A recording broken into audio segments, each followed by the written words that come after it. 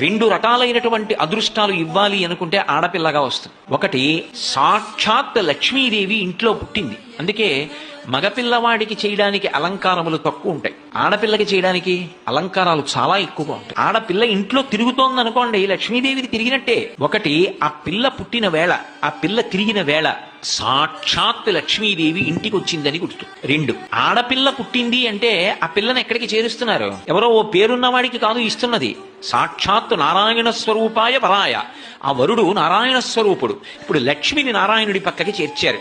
ఆ చేర్చిన కారణం చేత ఏమైంది? 10 తరాలు తర్వాత వచ్చేవి, 10 తరాలు నా ముందున్నవి, నేను ఒక తరం, 21 తరాలు ఉద్ధరింపబడ్డారు, ఉన్నత లోకాలకి వెళ్ళారు. ఏది మగపిల్లవాడి విషయంలో చూపించండి అలా ప్రమాణం. అలా చేయగలడా? సాధ్యం కాదు. అమ్మవారు అనుగ్రహిస్తే ఆ తల్లి వీళ్ళని నేను విశేషమైనటువంటి ఫలితము చేత సత్కరించాలనుకుంటున్నాను అనుకుంటే ఆడపిల్లగా వస్తుంది.